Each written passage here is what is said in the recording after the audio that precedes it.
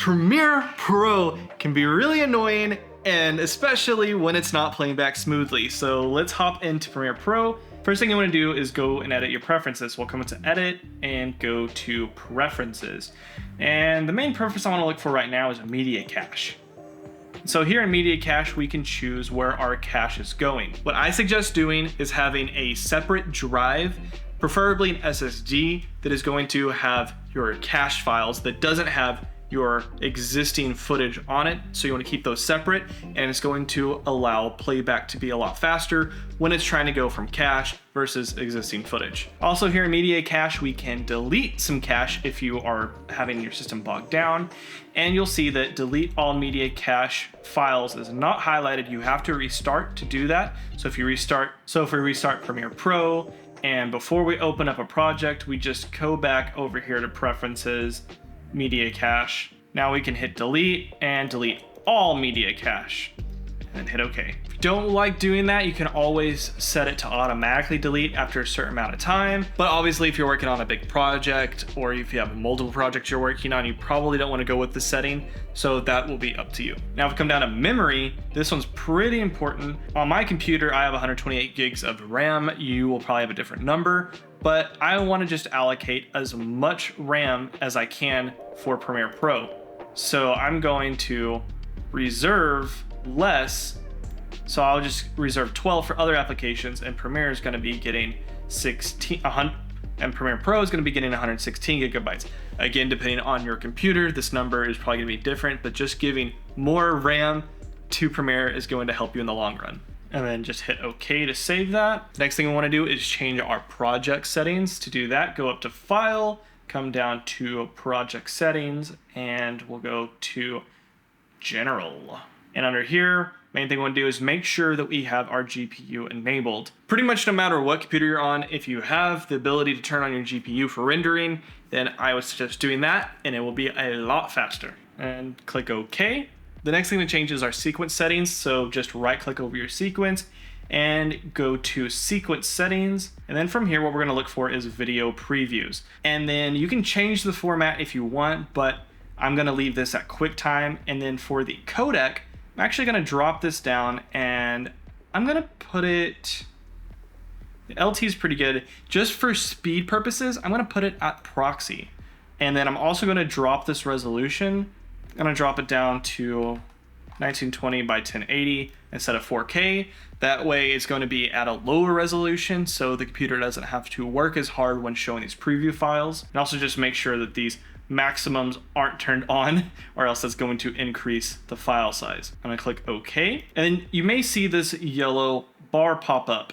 If it's yellow, this just means that it needs to be cached. If you're having bad playback still, we're going to be caching this. Easiest way to do that is come up to Sequences and go to Render in and out. And so what this Media Cache is doing is taking the file format settings that we changed in our sequence settings for the video previews and make preview cache files out of those. That process does take a bit, but it is worth it because now we have a beautiful green bar, so we know that everything can play back really, really smooth.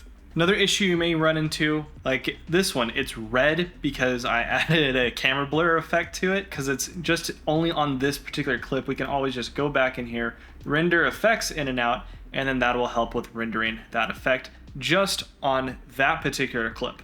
If you're still having bad playback with something that has an effect applied, you can bypass those effects. You just come over here under your preview and click the little plus icon and just take this FX icon and drag and drop that onto this bar. Click OK. And now if we click that, we can turn on and off all the effects that we have going on our entire timeline so that we can have better playback, and then we can always turn it back on when we want to see those effects being applied. Sometimes some of the easiest fixes for having bad playback is just reducing the resolution. You can do that right over here by this wrench. We can drop this down from full and do something lower. I usually go to 1/8 just because it is the lowest possible, so you are going to have even better playback. Again, it's going to reduce the resolution, so it's not going to look as great, but it's way better than having really choppy playback. One of the greatest things you can do to have smooth playback in any editing software, regardless of it being Premiere, is having proxies. So you can make proxies inside of here, super simple. All you have to do select the footage that you're working with, right click on here, and then go to proxy, create proxies. And we just choose our format. I'm gonna stick with QuickTime, and then I'm gonna do ProRes low resolution proxy just so it's extra fast. You can add a watermark if you want. I don't really do that, but some people do it so you know that it is a proxy that you're working with. Then choose where you want it to be located. I'm just gonna keep it next to the original and then click OK. And what that's gonna do is take all the proxies, put them into Media Encoder, and then here in Media Encoder, look at that, it's already finished a couple of them and it's working on the next one, and it's going to start making the proxies for us. So the greatest thing about this is the Media Encoder can be rendering out all your proxies while you can still be in Premiere Pro and editing. To know that you have proxies is going to be this little proxy icon on here. So proxy status is currently on off. To turn proxies on, we'll just come over under our preview and you'll see this toggle proxies. Click it on, and now it highlights that the proxies are turned on and being used. Now we're using the lower resolution video files to make it a lot easier on our computer to run the playback. So after you've done all that and you're ready to export the video, and it's going to take forever, I have one little trick for you guys.